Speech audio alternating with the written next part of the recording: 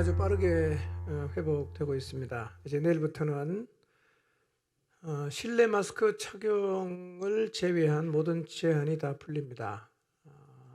우리 모두 참 2년 답답하게 지냈는데 다시 자유로운 일상을 맞게 된 것 하나님께 감사드립니다. 가을에 다시 유행할 것이라는 전망이 있지만 내일 일을 우리가 어떻게 알겠어요. 오면 또 그렇게 그때 당하면 또 그렇게 하도록 해야겠죠. 이렇게 이제 모든 제한이 다 풀림으로 모든 사역을 정상적으로 할 수 있게 되었습니다. 그래서 우선 우리가 늘 해오던 일부터 다시 시작하려고 합니다.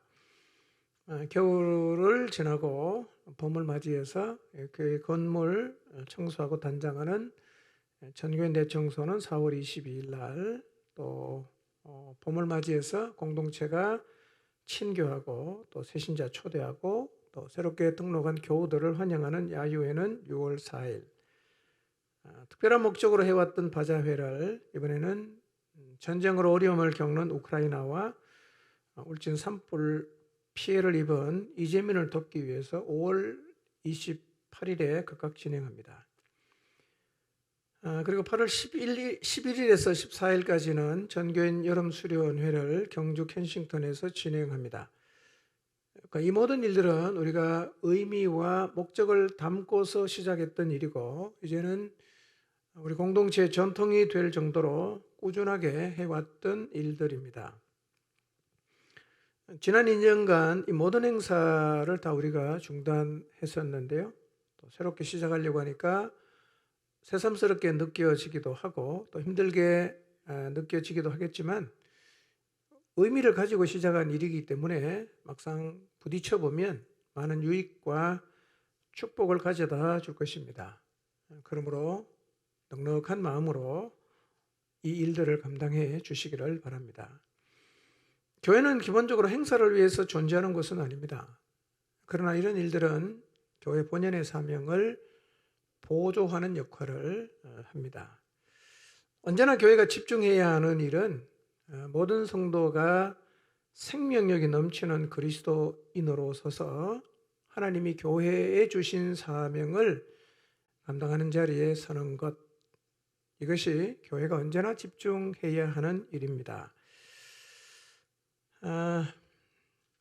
잃어버린 영혼을 구원할 수 있는 상태가 되는 것, 이게 회복의 핵심입니다. 우리가 회복합시다 라고 외칠 때 결국 목표가 뭐냐? 잃어버린 영혼을 구원할 수 있는 상태로 돌아가자는 겁니다. 그게 교회 존재의 목적이니까. 영혼을 향한 열정을 가지고 모든 성도들이 잃어버린 영혼을 건져내는 자리로 언제라도 나갈 준비가 되어 있다면 그것은 회복이 되었다고 말할 수가 있습니다. 작은 공동체인 여러분의 목장이 이런 상태가 되었을 때를 한번 생각해 보세요. 그런 목장 대단하지 않겠어요? 이런 공동체 대단하지 않겠어요? 교회는 언제나 이 자리로 돌아가려고 노력을 해야 합니다. 지난 2년 동안 많은 제약을 받았지만 우리 다시 이 자리로 돌아가야 합니다. 저는 결국 하나님께서 우리 공동체를 이 자리에 세우실 거라고 믿습니다. 그러나 회복의 자리로 나가는 데는 과정이 필요합니다. 과정. 그래서 오늘은 우리가 침체된 자리에서 회복의 자리로 나가는 과정, 어떤 과정을 통해서 우리가 그 자리에 설 수 있는가에 대한 큰 주제를 가지고 이번 주부터 말씀을 드릴 겁니다. 자, 설교 제목을 같이 한번 읽어보겠습니다. 시작.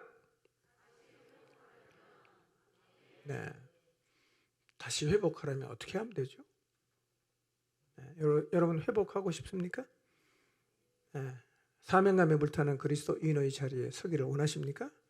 어떻게 하면 그 자리에 갈 수 있을까요? 그런데 우리 주님께서 제자들을 회복시키신 방법이 있어요. 성경을 잘 읽어보면 예수님이 부활하신 이후에 완전히 그냥 바닥을 치고 있던 제자들이 불타는 사명의 자리에 서기까지의 1년의 과정이 있어요. 그 과정을 잘 통과하면서 제자들이 그 자리에 섰거든요. 우리가 생각할 때 이렇게 오해할 수 있어요. 예수님이 잡혔을 때 제자들 다 도망갔잖아요. 그 도망간 제자들은 예수님께서 부활할 때까지 한 3일 정도는 굉장히 바닥을 치고 방황을 하다가 안식 후 첫날 예수님이 부활하신 후에는 바로 사명의 자리로 돌아와서 복음을 전하고 그 사명을 위해서 살았을 것이라고 생각할 수 있는데요. 사실은 전혀 그렇지 않습니다.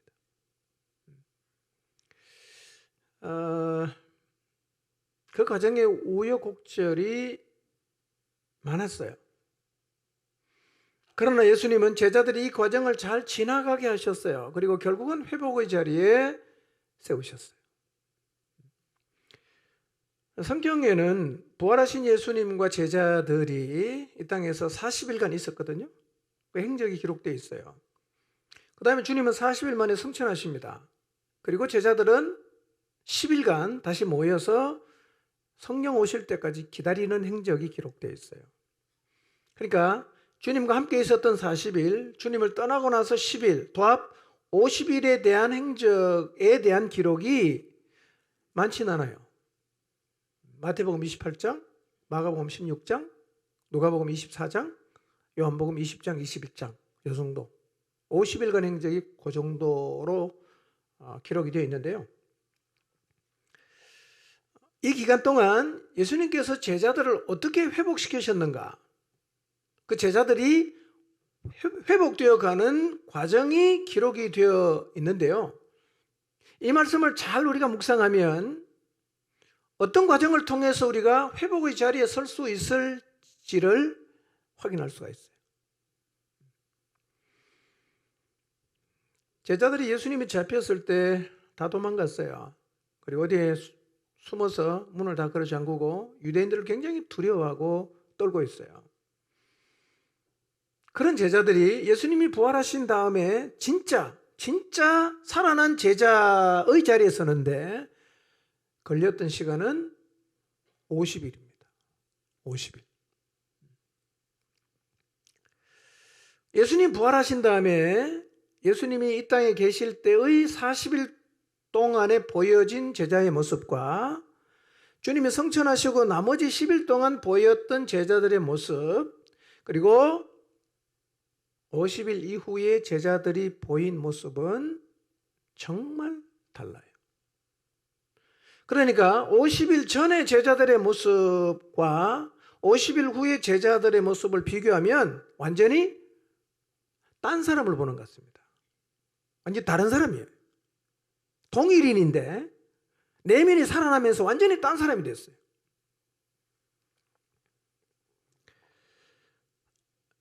예수님이 잡힌 다음에 이 사람들은 다 두려움에 떨고 있었고요. 방 안에 모여갖고 문 걸어 잠그고 두문불출했잖아요. 근데 50일이 지난 다음에 사도행전에 이들의 모습이 나타나고 있는데요. 이 사람들이 유대인을 두려워하지 않을 뿐 아니라 유대 권력자들도 하나도 두려워하지 않습니다. 핍박하면 핍박해라. 감옥에 넣으려면 넣어라. 죽이고 싶냐? 죽여라. 이게 세상이 감당을 못하는 거예요. 완전히 변했어요. 그리고 그 당시 유대 종교 지도자들, 특히 사두개인들이 가장 듣기 싫은 소리가 뭐냐면 부활이거든요.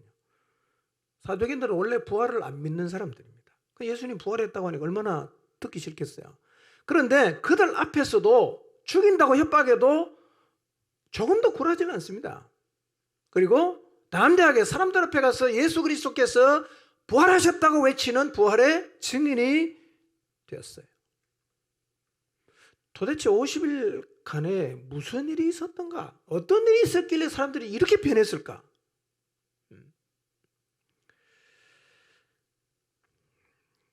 제가 생각할 때는 지금 우리도 회복이 필요한 상태에 수가 있습니다. 2년 동안 들쭉날쭉한 시간을 보내면서 개인차는 있지만 전반적으로는 침체되어 있고, 또 저 끄트머리 쪽으로 가면 훨씬 더 많이 침체된 모습들이 보입니다. 한번 여러분의 내면의 상태가 이러하지 않는가를 한번 돌아보십시오. 두려움에 사로잡힌 사람이 적질 않아요. 마음에 두려움이 꽉 차 있어요. 마치 제자들이 유대인을 두려워했던 것처럼, 문을 걸어 잠글 수밖에 없었던 것처럼, 이 마음속에 두려움, 무슨 두려움인가? 미래에 대한 두려움이에요. 사람에 대한 두려움이에요. 경제적인 부분에 대한 두려움이에요. 건강에 대한 두려움이에요. 두렵다, 두렵다, 두렵다. 너무 두려움에 사로잡힌 사람이 많아요. 그 다음에 염려와 걱정에 사로잡힌 사람도 적지 않은 것 같습니다. 내일에 대한 걱정, 자녀에 대한 걱정, 경제적인 부분에 대한 걱정, 그 외에도 수없이 많은 염려와 걱정에 꽉 사로잡혀 있는 사람들이 많이 있어요. 무엇을 걱정하고 계십니까? 우리가 걱정하는 것의 95% 이상은 걱정할 필요가 없는 거예요. 여러분이 미래를 향해서 이런 걱정 저런 걱정하는데요, 사실은 다 안 해도 되는 걱정입니다. 그런 일이 일어나지도 않아요. 내 혼자 그냥 상상을 해서 그림을 그리는 거죠. 또 문제는 뭐냐? 그런 걱정할 필요가 없다는 걸 내가 알아요. 근데 걱정이 멈춰지질 않는 게 문제입니다. 걱정을 안 해야 되는 건 아는데 걱정 안 할 수가 없어. 그냥 걱정이 되는 거예요. 그냥 염려가 돼요. 옆에서 아무리 그런 걱정 안 해도 된다고 해도 이론적으로는 동의합니다. 그래, 맞아, 걱정할 필요가 없어. 근데 혼자서는 머리 빠지게 염려하고 걱정합니다.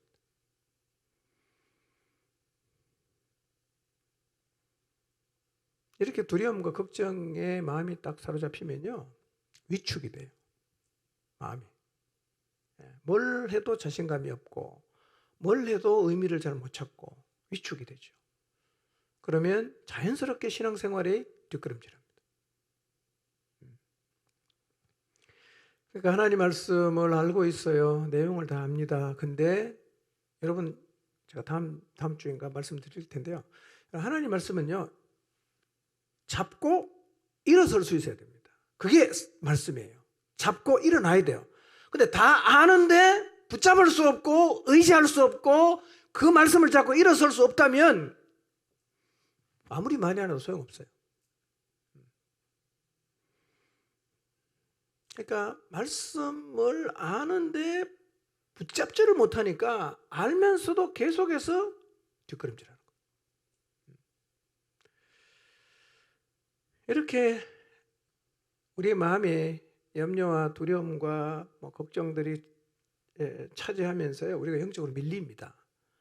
그러면 우리 마음은 영적인 난장판이 됩니다. 오만 때만 것들이 내 마음에 다 자리를 해요.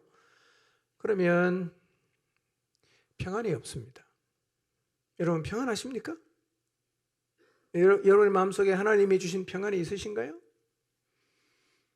제자들이 주님이 잡히고 난 다음에 두려움에 떨고 있을 때 그들의 마음속에 두려움이 들어오고 염려가 들어오면서 다 나가버린 게 뭐냐면 평안이었어요.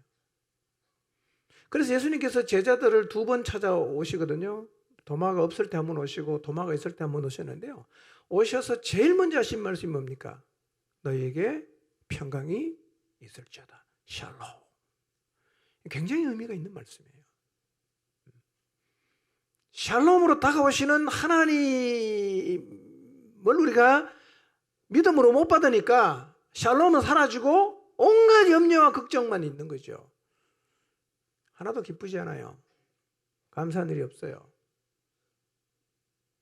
아무 일도 없는데 불안해요. 아무나 혼란스럽습니다. 그런 마음의 상태를 유지하다 보니까 영적인 에너지가 하나도 없어요. 주님을 따라가는 게 너무너무 힘들죠. 여러분, 영적인 에너지가 없는 사람은요, 주님을 따라가는 게 힘듭니다. 그리고 안전면 걱정되니까 내일에 대한 염려, 두려움 때문에 마음이 그냥 천근만근이죠. 그러면 신앙생활은 하지만 그가 보이는 모습은, 하나님의 사람다운 모습은 전혀 없어요.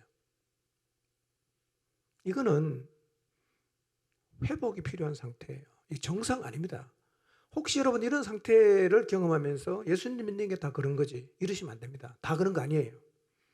다 그런 거 아닙니다. 그렇게 사는 사람은 바닥을 치는 사람이 그렇게 하는 것이지, 교회에 나오는 예수님 믿는 모든 사람이 다 그런 마음의 상태를 가지고 사는 것은 결코 아니에요.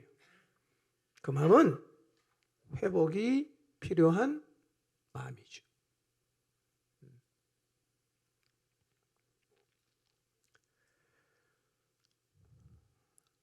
여러분, 주일 저녁 예배에 나오는 것도 헛헛거리고 기도하러 나오는 것도 힘들어, 나 못 가겠다, 나 죽겠다. 이거 정상 아닙니다, 여러분. 여러분, 집에 있으면서요, 이때가 돼서 밥 먹으러 갈 때 밥이 죽으라고 먹기 싫은 사람이 건강한 사람입니까? 병든 사람입니까? 건강한 사람이 그럽니까? 병들었죠? 똑같습니다. 똑같아요. 그게 정상 아닙니다, 여러분. 원래 신앙생활은 주일 낮 예배 딱 한 번 나오고 땡, 이게 아닙니다, 여러분. 몇 번 나오는 게 중요한 것이 아니라 주님과 깊은 관계 안에서 늘 그분과 더불어 사는 게 신앙생활이죠.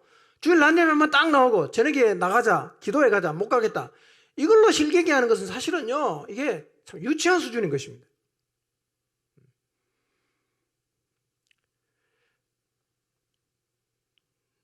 자, 이렇게 마음이 난장판이 되면 자꾸 숨고 싶어집니다. 뒷걸음질하고 싶어요. 그래서 이렇게 하는 신앙생활은 영혼 없는 신앙생활입니다. 영혼 없는 신앙생활. 예. 그러니까 자발성이 없어요. 열정도 없습니다. 하나님, 그분을 향한 아무런 기대도 없습니다. 왜 가냐? 그냥 가니까 가는 거예요. 이 교회 다니려면 뭐 이 정도는 해야 될 것 같다. 그러니까 그냥 주어진 상황에 그냥 가지요. 그 안에 막 자발적으로 열정을 가지고 주님을 사랑하는 마음으로, 이게 없단 말이에요. 이게 어떤 상태냐? 이게 회복이 필요한 상태라는 거예요.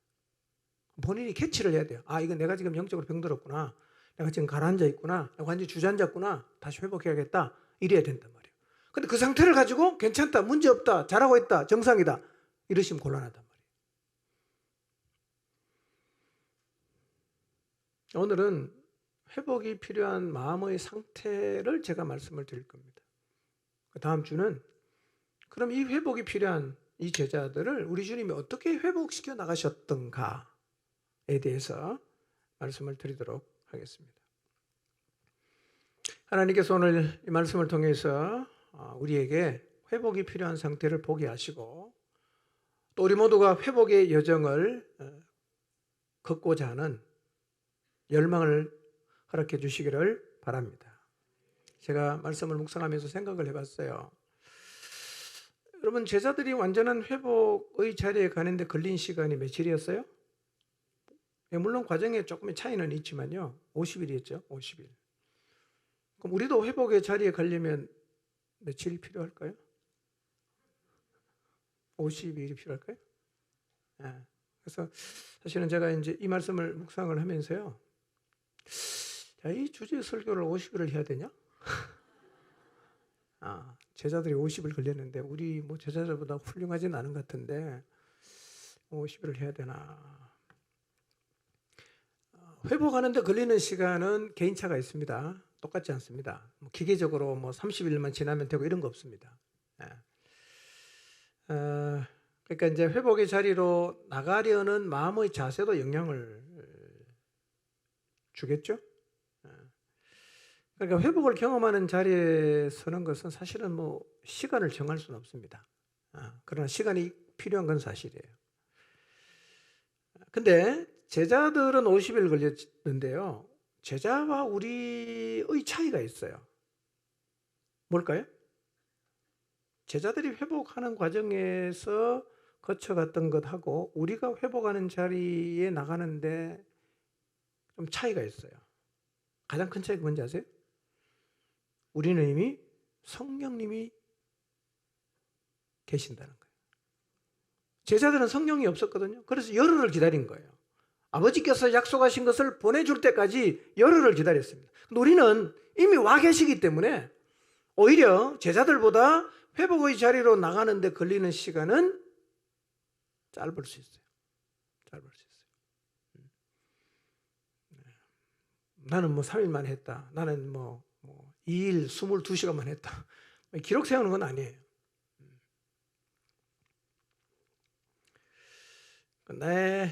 내 모습을 정직하게 인정을 하고 회복의 과정을 충실히 밟아간다면 우리도 완전히 회복되는 자리에 설 수가 있을 것입니다.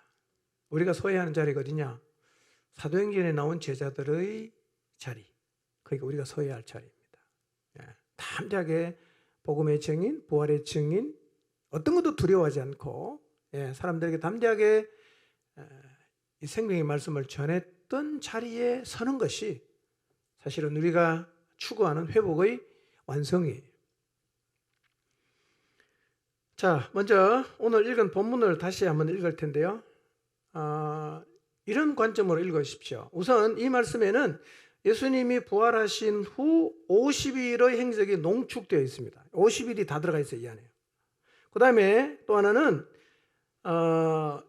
부활하신 첫날하고 50일 지난 후의 제자들의 모습이 어떠했는가를 한번 유념해서 읽어보도록 하겠습니다. 과정도 있지만 시작, 과정, 마지막 이렇게 되어 있거든요.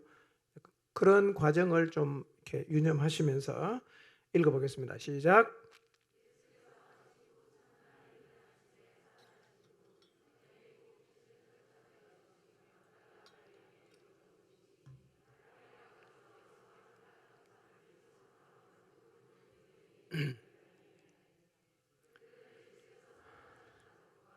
마리아에게 보이셨다는 것을 듣고도 믿지 아니하니라. 그 후에 그들 중 두 사람이 걸어서 시골로 갈 때에 예수께서 다른 모양으로 그들에게 나타나시니 두 사람이 가서 남은 제자들에게 알리었으되 역시 믿지 아니하니라. 그 후에 11 제자가 음식 먹을 때에 예수께서 그들에게 나타나사 믿음 없는 것과 마음이 완악한 것을 꾸짖으시니 본 자들의 말을 믿지 아니함일러라. 또 이르시되 너희는 온 천하에 다니며 만민에게 복음을 전파하라. 믿고 침례를 받는 사람은 구원을 얻을 것이요 믿지 않는 사람은 정죄를 받으리라. 믿는 자들에게는 이런 표적이 따르리니 곧 그들이 내 이름으로 귀신을 쫓아내며 새 방언을 말하며 뱀을 집어 올리며 무슨 독을 마실지라도 해를 받지 아니하며 병든 사람에게 손을 얹은즉 나으리라 하시더라. 주 예수께서 말씀을 마치신 후 하나님 우편에 앉으시니라. 제자들이 나가 두루 전파할세 주께서 함께 역사하사 그 따르는 표적으로 말씀을 확실히 증언하시니라 그랬어요. 자, 9절에 보니까 안식 후 첫날 이렇게 말하고 있죠. 이 날이 언제입니까? 부활하신 날이에요. 부활한 첫째 날이에요. 그죠? 그 얘기부터 시작이 되죠. 그 다음에 12절에 보면 그들 중에 두 사람이 시골로 내려갔던 얘기. 그 다음에 11 제자에게 주님이 나셔서 하셨던 일.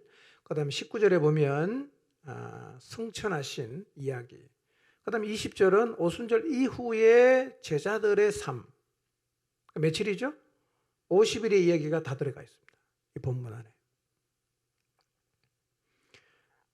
근데 부활 후에 제자들의 상태를 통해서 회복이 필요한 상태가 어떤 상태인가를 우리가 좀 확인할 텐데요.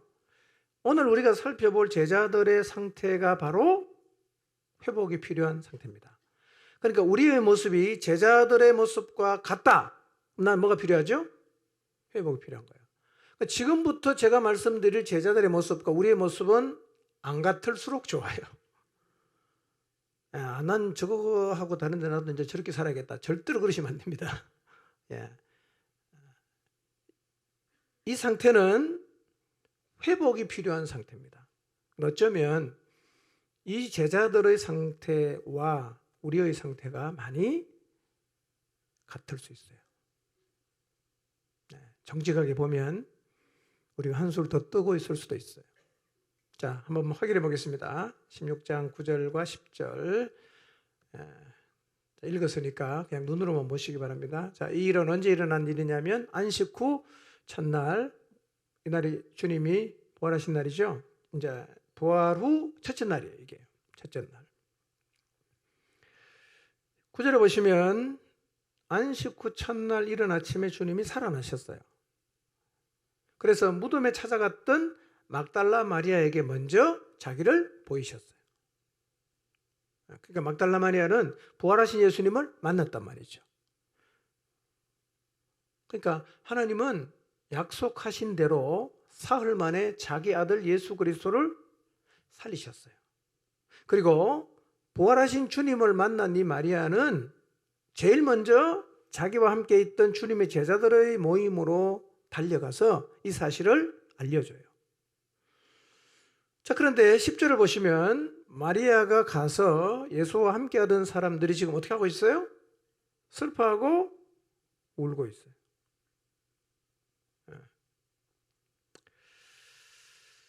예수님이 살아계실 때 나는 십자가에서 죽었다가 3일 만에 다시 부활한다는 얘기를 여러 번 하셨거든요.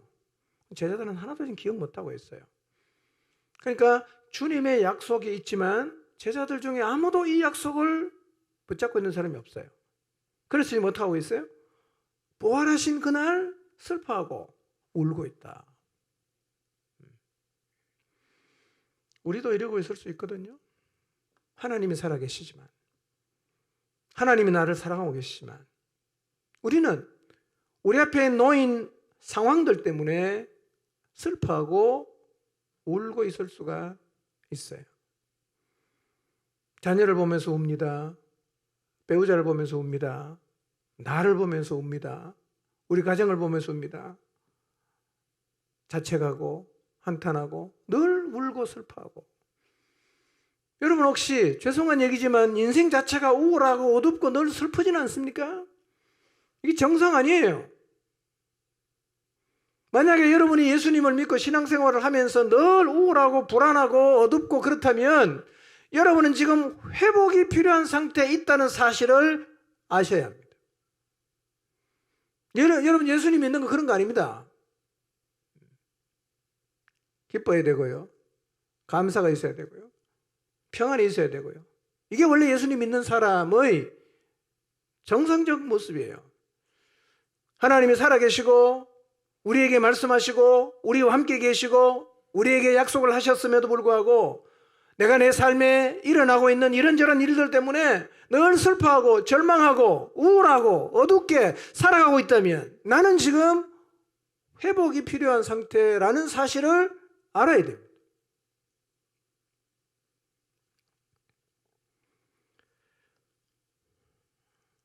여러분, 그리스도인은 우울하게 살면 안 됩니다. 기쁨으로 살아야 됩니다. 감사함으로 살아야 돼요. 왜냐하면 하나님 살아계시잖아요. 나를 창조하신 하나님 살아계시잖아. 약속이 있잖아. 네. 계속 여러분의 마음이 슬프다면, 늘 마음이 우울하다면 여러분의 상태가 회복이 필요한 상태임을 꼭 기억하시기 바랍니다.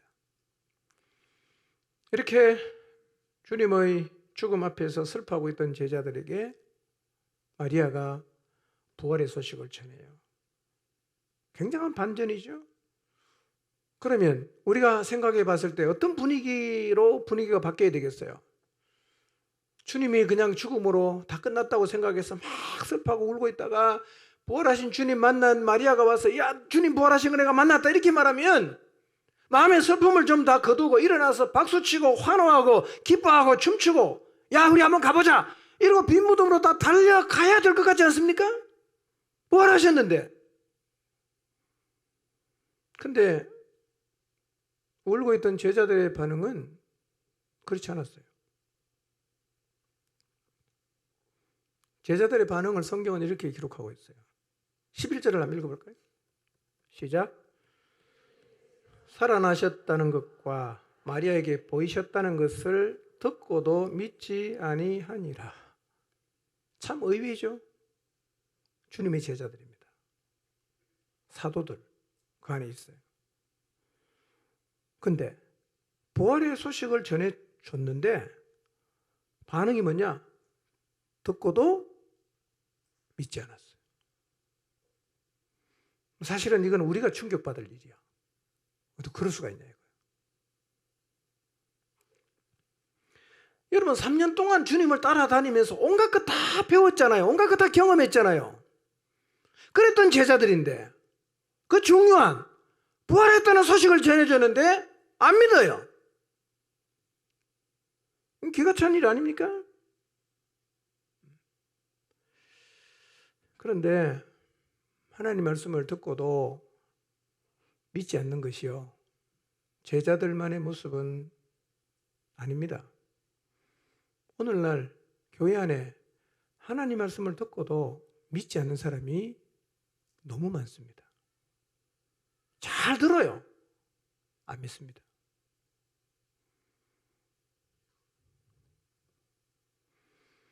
하나님 말씀을 들어도 안 믿고 약속을 전해줘도 안 믿고 마음으로 전혀 받아들이지 않아요.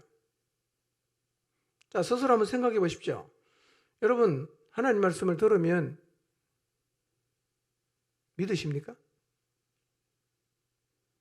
하나님 말씀을 들으면 믿으십니까? 한번 생각해 보세요.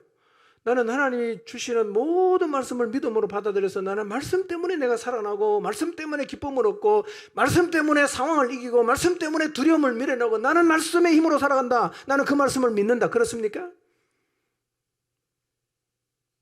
이게 정상이거든요. 이런 사람이 많지 않단 말이에요. 오히려 많지 않아요.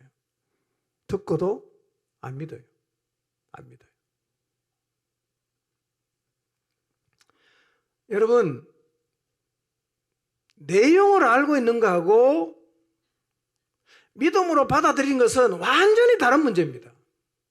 우리는 자꾸 이 성경의 내용을 알고 있기 때문에 본인이 믿고 있다고 생각하는데요, 내용을 아는 거하고 내가 믿음으로 받아들인 것은 완전히 별개입니다. 비슷하지도 않습니다. 완전히 다른 겁니다. 우리는 자꾸 오해를 하죠. 내용을 알고 있으니까 오래전부터 내가 반복해서 들었으니까 다 믿고 있다고 생각하는데요, 믿는 거는 아는 거하고는 다른 겁니다. 물론 아는 것이 바탕이 돼야 되겠죠. 여러분 하나님 말씀을 들어도 믿음으로 받아들이지 않으면 나도 지금 뭐가 필요하죠? 회복이 필요한 거예요. 회복이 필요한 거예요. 말씀을 붙잡고 일어설 수 있다. 이 사람은 살아난 사람이에요. 말씀을 듣고도 아무것도 할 수 없다. 죽은 사람이에요. 회복이 필요하죠. 그런데 이 정도로 끝났으면 좋겠는데 좀 더 심하게 갑니다. 자, 마가복음 16장 12절 13절 한번 계속 읽어볼까요? 읽어보겠습니다. 시작. 그 후에 그들 중 두 사람이 걸어서 시골로 갈 때에 예수께서 다른 모양으로 그들에게 나타나시니 두 사람이 가서 남은 제자들에게 알리었으되 역시 믿지 아니하니라. 자, 제자들은 제일 먼저 부활의 소식을 누구한테 들었어요? 여인에게 들었어요. 이제 뭐 누가복음에는, 요한복음에는 또 여러 사람 이렇게 얘기하는데 좀 그 차이는 있지만 여인들을 통해서 부활 소식을 들었습니다. 그런데 그 후에입니다. 그 후가 언제냐? 11절을 읽어보면 마리아가 와서 예수님이 부활했다는 소식을 전해준 얘기를 들은 사람 중에 2명이에요. 부활 소식을 들은 사람 중에 2명이 어디로 가고 있어요? 시골로 가고 있어요. 시골로 가고 있습니다. 왜 시골로 갔겠어요? 낙심해서 가는 거예요. 그래서 이 2명, 시골길로 내려갔던 2명이 누가복음에 보니까 엠마오로 내려가는 2 제자예요. 엠마오로 2 제자가 왜 내려갔냐? 낙심해서 내려가는 거예요. 자, 근데 엠마오로 내려가다가 다른 모양으로 예수님이 길 가다가 만난 것처럼 이렇게 다가오십니다. 그리고 주님하고 막 얘기를 나누어요. 나누다가 주님 얘기하시는데 막 가슴이 막 뜨거워지는 거예요. 그리고 가다가 어느 주막에 들어가서 같이 이제 식사를 하다가 갑자기 영의 눈이 확 열렸어요. 보니까 그분이 누구야? 부활하신 예수님이었어요. 그리고 주님은 사라졌어요.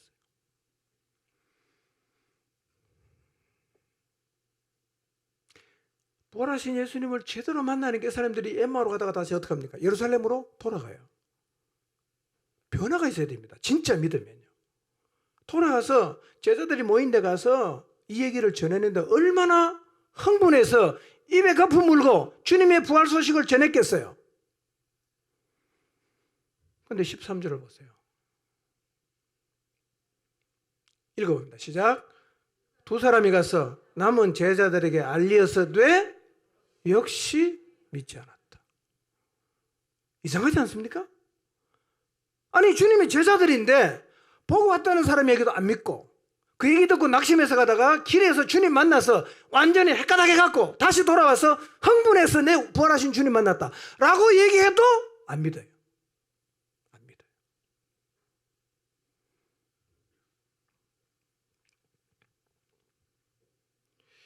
이거 어떻게 이해해야 됩니까? 어떻게 이해해야 되죠?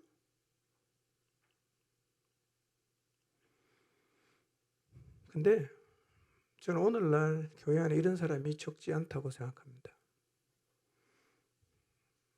2번 정도가 아니라 100번 듣고도 안 믿는 사람이 있습니다. 100번 들어도 안 믿어요. 그게 나는 아닐까? 한번 돌아보세요. 교회를 오래 다니고 수없이 말씀을 들었지만 엠마오로 내려가다가 예루살렘으로 돌아온 기억이 한 번도 없는 사람, 이 사람은 100번 이상 들어도 안 돌아온 사람이에요. 여러분, 2명의 제자 내려가다가 주님 제대로 만나니까 바로 돌아오잖아요. 바로 예루살렘으로 돌아오잖아요. 그리고 얘기하잖아. 부활하신 주님 만났다고. 그게 정상이란 말이에요.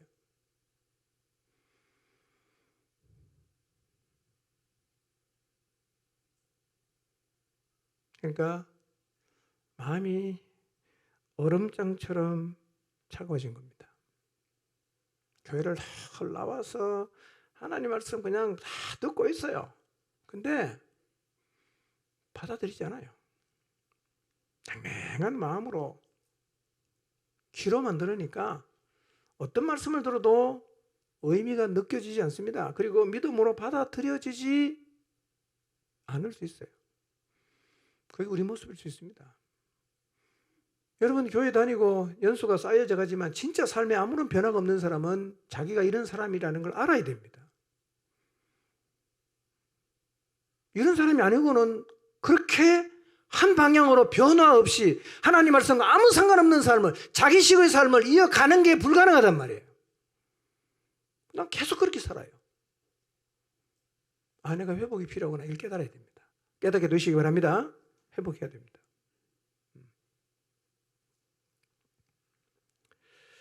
자, 그러면 왜 제자들은 이렇게 부활을 받아들이지 못하고 있을까요? 제가 생각해 봤을 때 2가지 이유를 제가 생각해 봤어요. 하나는 뭐냐?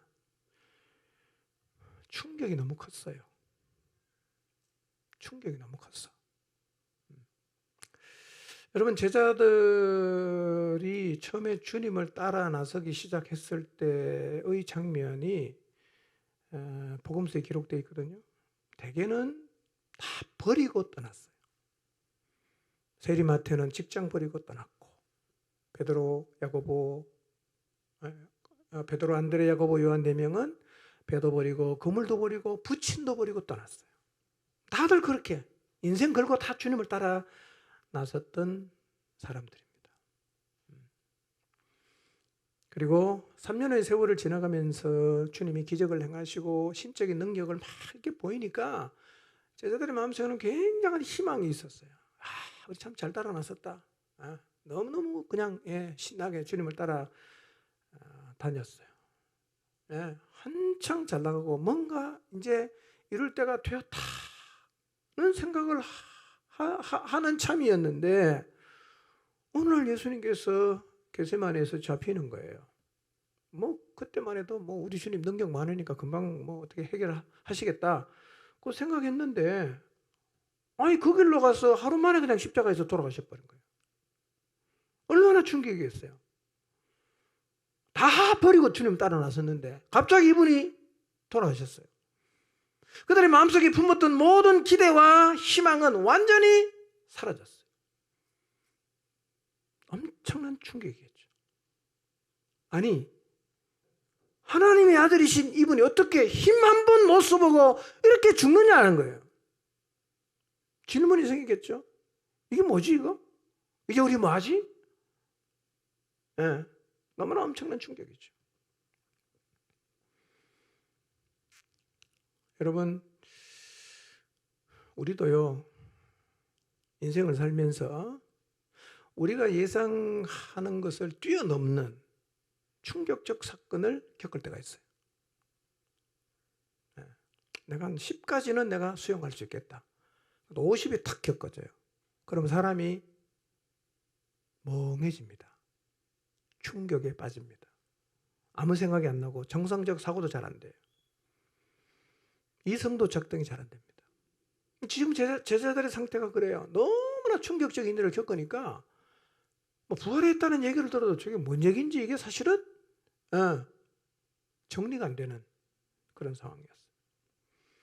너무 우리가 충격적인 일을 겪으면 모든 것이 혼란스러워져요. 이때 정상적인 회복의 절차를 밟지 않으면요 우리가 하나님을 향해서 큰 상처를 받고 완전히 하나님을 떠나갈 수도 있고 설령 회복의 과정을 밟지 못한 채로 교회에 남아있다고 해도 마음속 저 깊은 곳에서 하나님을 향한 해결되지 않는 불신이 자리를 잡습니다. 인생 다 걸면 안 돼. 알아서 해야 돼. 내 주님에게 다 걸어봤는데 나만 손해봤어. 내가 진짜 토사구팽당했어. 다시는 그렇게 안 할 거야. 이거예요. 일정한 수준 이상은 절대로 자기 인생을 주님께 안 드립니다. 그 충격이 해결이 안 됐거든. 나 다시는 안 한다. 여러분 그래서 이런 충격적인 일을 겪었을 때 회복의 과정을 잘 밟는 것이 중요합니다. 여러분 혹시 여러분의 마음 가운데 과거의 어떤 충격 때문에 여러분의 마음 건져 깊은 곳에 아직도 하나님을 다 믿으면 안 돼. 내가 알았어. 내 인생은 내가 챙겨야지. 다 주님께 믿고 맡기면 나만 손해야. 라는 생각이 여러분 마음속 깊은 곳에 자리 잡고 있지 않습니까? 그 생각을 여러분이 해결하지 못하면 여러분의 신앙은 한계를 넘어가지 못합니다. 겉만 계속 돌게 되어 있어요. 중심을 절대로 못 파고 들어갑니다. 인생을 못 던져요. 믿음지 않아서. 두 번째, 왜 이렇게 안 믿었을까? 첫 번 부활 절은 아니겠죠? 처음 주님이 부활을 하셨을 그때 그 주님의 부활을 목격했거나 들었던 사람들은 이 부활의 의미를 제대로 이해하지 못한 것 같아요. 뒤에서 우리가 좀 살피겠지만 그래서 부활을 확인하고도 그런 태도를 보이는 거죠. 여러분 그래서요 예수님께서 부활하신 다음에 제자들을 모아놓고 성경을 풀어서 계속해서 가르쳤어요. 십자가를 왜 졌는지 부활의 의미가 뭔지 계속 가르쳐 주는 거예요. 그러면서 그림이 다 그려졌겠죠. 아, 부활이 이런 의미였구나. 그리고 받아들입니다. 그리고는 담대하게 부활의 증인으로 살게 되었다는 것입니다. 큰 그림 속에서 부활을 보지 못하고 있습니다. 여러분 그래서 인생을 살면서 우리가 여러 일을 겪거든요. 정말 여러분이 예상하지 못했던 충격적인 일을 겪을 수도 있어요. 근데 그때는요 큰 그림을 그려야 됩니다. 현상만 자꾸 보기 시작하면요 제대로 된 판단을 할 수가 없어요. 큰 그림 속에서 이런 지금 내가 겪고 있는 이 일들이 내 인생 전체를 놓고 봤을 때는 이거는 좀 상실했지만 이런 유익이겠구나. 큰 그림 속에서 받아들여야 됩니다. 그러니까 우리도 이런 이유로 침체된 자리에 설 수가 있습니다. 그리고 침체된 자리에 서 있는 분도 계실 수가 있어요. 그래서 하나님 말씀 계속 전해줘도 이런 거죠. 그래서 어쨌다는 거야. 나 다 알아. 너 근데 어떡하라고? 이런 반응을 보이는 거죠. 이런 반응. 이게 병든 겁니다. 이게 회복이 필요한 상태예요. 그럼 절대로 그 상태가 정상이라고 생각하지 마시기를 바랍니다. 그런 상태는 정상이 아닙니다. 다 그런 태도를 보이면요. 생각해 보세요. 누가 나가서 부활의 증인 되겠어요? 세상 사람들에게. 그런 사람은 절대로 부활의 증인 자리에 설 수가 없어요. 자기도 긴가민가 하는데, 자기도 이해가 안 되는데 어떻게 나가서 핍박을 받으면서 비난받으면서 부활의 증인으로 서는 게 가능하겠어요? 불가능하죠. 뭐가 필요하냐? 회복이 필요한 겁니다. 회복. 자, 누가복음의 기록을 한번 확인해 보겠습니다. 누가복음 24장 9절에서 11절인데요. 앞에 내용은 우리가 다 이제 반복되는 건데요. 11절만 한번 볼게요. 읽어보겠습니다. 시작. 그들의 말이 허탄한 듯이 들려 믿지 아니하나 그랬어요. 그러니까 부활의 소식을 들은 제자들의 반응이 뭐냐? 허탄하다는 말은 다른 성경은 이렇게 번역했어요. 어처구니 없는 말이다. 부질없는 헛소리다. 당치도 않는 소리다. 그런 뜻이거든요. 그러니까 제자들의 귀에 예수님이 부활했다는 소식이 이렇게 들렸다는 겁니다. 당치도 않는 소리다. 말도 안 되는 소리야. 이렇게 들렸다는 거예요. 여러분, 혹시 여러분의 귀에도 하나님 말씀이 이렇게 들렸던 적은 없었나요? 격려하고 말씀의 약속을 가져다 주면 덩치도 않는 소리야. 그걸 말이라고 하냐? 그런 태도로 혹시 여러분 하나님 말씀을 대한 적은 없는가를 한번 생각해 보세요. 여러분 하나님의 말씀이 허탄한 듯이 들리면 대단히 침체된 거예요. 대단히 침체된 거예요. 자, 누가복음 24장 11절 12절.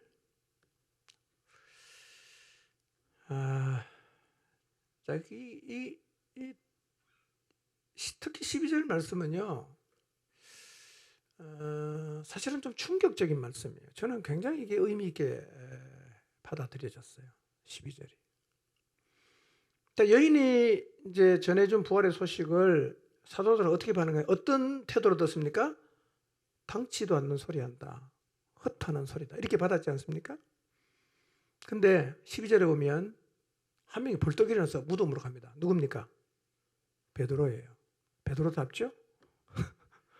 당치도 않는 허탄한 소리다. 이렇게 생각했는데요. 그렇게 들어놓고 벌떡 일어나더니만 무덤으로 막 달려가요. 그리고 무덤에 가서 꾸풀려서 무덤 안을 다 들여다봤어요. 보니까 진짜 빈 무덤이야. 주님의 몸을 감쌌던 세마포와 머리를 감쌌던 세마포만 남아있고 주님이 안 계셨어요. 이런 얘기죠. 빈 무덤인 걸 확인했다는 얘기는 예수님이 부활하신 것을 본인이 두 눈 똑똑히 확인했다는 얘기죠. 그 다음이 굉장히 놀라운 겁니다. 자기 두 눈으로 똑똑하게 무덤이 비어있는 거 확인합니다. 그리고 그 다음 행동이 뭡니까? 그냥 집에 갑니다. 이게 너무 놀랍지 않습니까? 어떻게 거기서 집에 갈 수가 있어요? 그때는 집에 가면 안 되는 겁니다. 근데 베드로는요, 그 사실을 자기 눈으로 똑똑하게 확인하고 그냥 집에 가버리는 겁니다. 이게 베드로의 마음 상태예요. 사실은요, 여기서 뭔가 놀라운 반전이 일어나야 될 것 같지 않습니까? 수제자 베드로가 직접 확인했으니까 이제는 뭔가가 일이 벌어지겠다, 이런 기대를 가질 수 있는 상황인데요, 너무나 재미없게 베드로는 그냥 집에 가버립니다. 이게 사실은 충격이에요. 이거는 정상적인 반응은 아닙니다. 이 정도 확인했으면 베드로 성격상 이게 진짜 받아들여졌으면 어떡하겠어요? 제자들 다 부르겠죠. 다 와라. 빨리 연락해서 다 데리고 와라. 그리고 자기가 무덤 가서 보았던 사실을 얘기하게 우리 다 같이 한번 가보자. 이러고 제자들을 다 끌고 무덤으로 가는 게 이게 정상적 그림이 아닙니까? 근데 스토리가 정말 이상하게 끝나요. 충분히 확인하고 집에 가버립니다.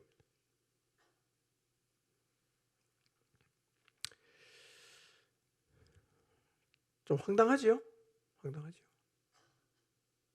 이런 일이 우리에게는 안 일어날까? 우리에게는. 제가 볼 때는 이런 일은 우리에게는 상시로 일어납니다. 하나님 말씀을 듣고 다 확인하고 그냥 가만히 있어요. 아무것도 안 해요. 듣고 확인했으면 기뻐하고 감격을 가지고 확신을 가지고 주님 말씀대로 나가야 되지 않겠어요? 다 확인했어요. 그냥 가만히 있습니다. 아무것도 안 해요. 여러분 혹시 이런 경험 해보신 적 없습니까? 지금도 혹시 이러고 있지 않습니까? 늘 말씀 들어요. 그게 끝이야. 아무런 변화가 없어요. 아무것도 안 해요.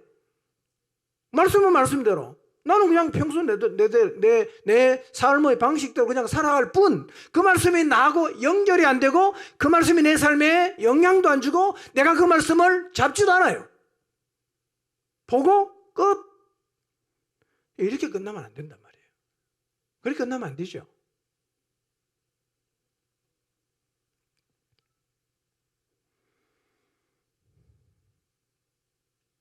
이게 회복이 필요한 상태입니다. 자, 비슷한 얘기. 근데 조금 이제 달리 기록된 부분. 요한복음 20장인데요.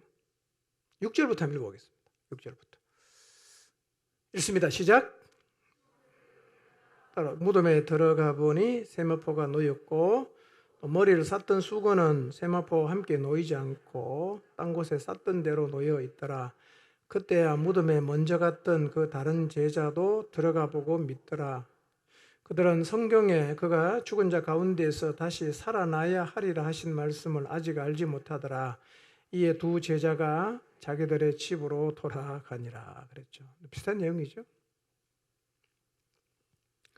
막달라 마리아가 와서 이제 얘기합니다. 그리고 두 제자가 자리에서 일어나서 무덤을 향해서 달려갔어요. 한 사람은 베드로고 한 사람은 주께서 사랑하시는 제자 이렇게 표현하는데 요한일 것으로 생각합니다.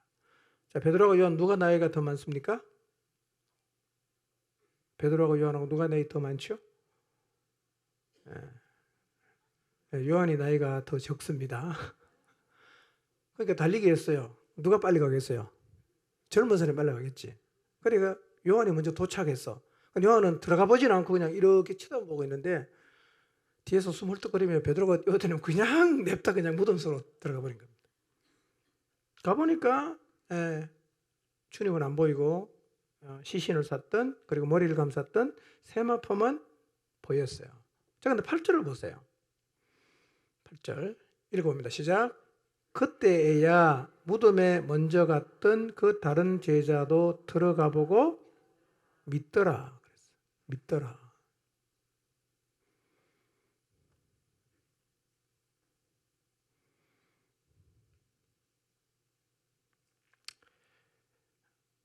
근데 9절은 이렇게 부연 설명합니다. 그들은 성경에 그가 죽은 자 가운데에서 다시 살아나야 하리라 하신 말씀을 아직 알지 못하더라.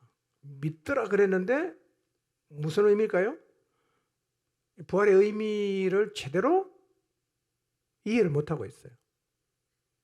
그러니까 유대인들이 전통적으로 믿어왔던 의인의 부활이라는 범주에서는 그냥 이해가 됐는데 이 예수 그리스도의 부활이 가지는 구원사적인 의미가 뭔지는 이해를 못했단 말이에요. 이게 하나님의 인류 구원 역사에 부활이 가지는 의미가 뭔지를 아직은 제자들이 못 깨닫고 있어요. 그래서 누가복음하고 좀 다른 게 확인을 하고 그 다음에 뭐라고 얘기하고 있습니까? 8절에 믿더라 그랬잖아요. 확인하고 믿었어. 그 다음에 10절에 어떻게 합니까? 집에 가요. 참 이해가 안 되는 겁니다. 듣고 본인이 직접 찾아갔어요. 확인했어요? 믿었어요? 집에 가면 안 되잖아.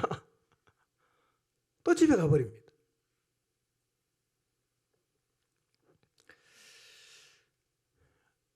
일반적으로 어떤 사실에 대해서 듣고 그 다음에 본인이 직접 가서 두 눈으로 확인을 하고 믿는다면 반드시 달라집니다. 자기 믿은 사실에 대해서는 행동하게 되어 있거든요.